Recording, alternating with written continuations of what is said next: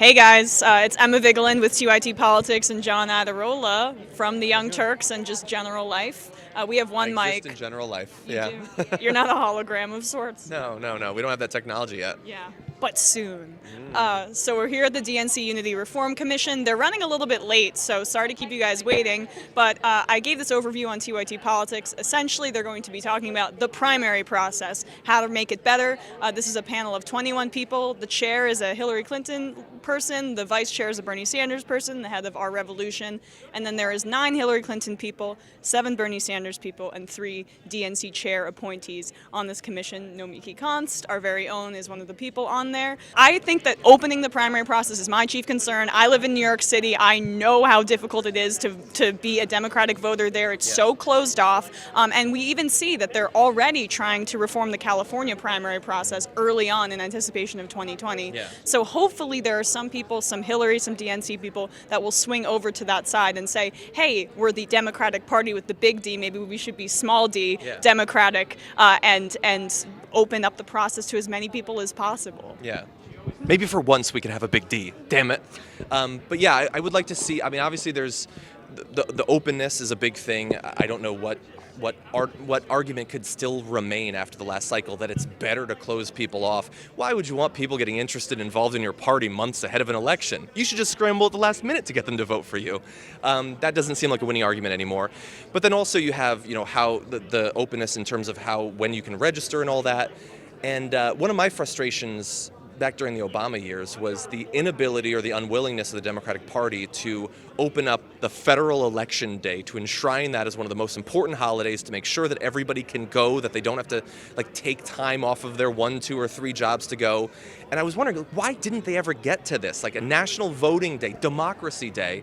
But then you see how they run the primaries and the willingness of many of the members to limit how many people get involved, and the commitment to actually getting people involved and voting.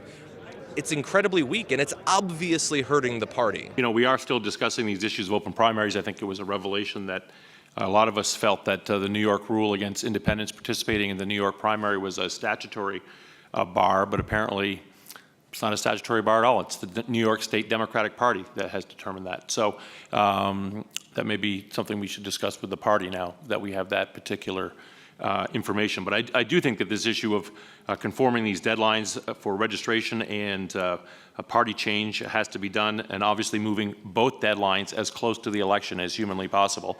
When we talk about caucuses versus primaries, one of the benefits I've seen in many places with caucuses is that you can walk in that day and sign up, and so it allows us to register a whole lot of new folks to participate not only in the Democratic Party but in elections in particular. So I think this committee is moving in the right direction, the subcommittee, in trying to get more people involved in the process to try to make the rules more streamlined and loosened up, even if there is some difference in flavors, as Charlie would put it, in terms of where we would like to end up in terms of participation of independent voters in the process. Especially those who were around for the Howard Dean years and the switch to more of a concern about the entire country.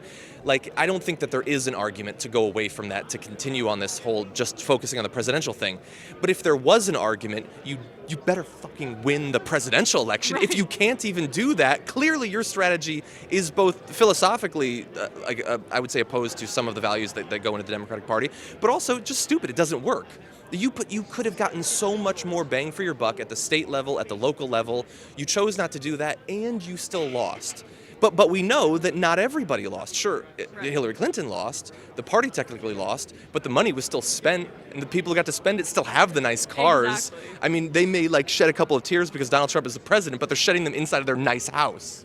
Well, that's what it really all comes down to, is the consultant takeover of the Democratic Party, which is rich consultants who are invested in keeping things as they are and getting the money and getting their payday as they are. And it doesn't really matter if the Democratic Party doesn't win, if progressive ideas don't win and the country falls apart, but they still get their short-term payoff. And I think that's really what's underlying in terms of the tension between the Bernie wing, the grassroots wing. You'll hear them say grassroots, that really means the Bernie Sanders wing, it's kind of synonymous, and the more establishment people in the party. Pragmatically, they should know that you had better make deeper than surface level reforms if you want to keep your jobs, or if you want to have any chance of actually winning elections. Again, as we said before, that's not everybody's prime concern, unfortunately, even though it seems like it should be.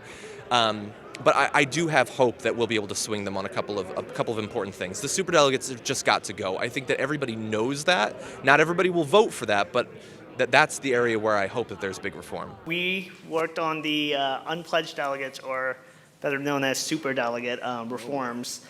And and we all agree here in our group that the role of unpledged delegates should be revised and reduced. Hey everybody, it's John Irola, Emma as well, here for TYT Politics and the Young Turks. We have now finished the latest meeting of the Unity Reform Commission, or the Reform and Unity Commission, as Nina Turner told me to call it. So what are your feelings coming out of it? Both the talk that a lot of people saw and the interviews you conducted. Yeah, I'm feeling like I don't know if the reform's supposed to come first or the unity after. It's very confusing. I'm receiving conflicting reports. Yeah, something to think about. What they mostly talked about was the New York primary. That took up, I would say, 60% of. Important. Yeah, no, but essentially, by the way, if you are in New York and you haven't registered as a Democrat, you cannot vote in the 2018 Democratic primary because it's that far ahead. You have to be registered. So next week is the registration deadline for the 2020 Democratic primary. Next week, yeah. No, I'm yeah. kidding. I'm kidding. Okay. I'm kidding. Totally kidding. Wow, you really? I meant to read. believed it. I believed it because Yeah. you have a very dry sense of humor. I do. So yeah, that was a big part of it. And then also, I thought what was interesting was how there was apparently agreement that superdelegates need to be phased out or at least reduced. A lot of the questions I asked people centered around, well, why not done away with entirely? They caused so many problems in 2008 with Hillary Clinton and Barack Obama. Hillary Clinton was contesting his win by it based on the superdelegates trying to bring them back over. And then with Bernie Sanders, they were essentially all pledged to Hillary Clinton before the race even begun. So with that controversy, why aren't they just trying to do with them all together?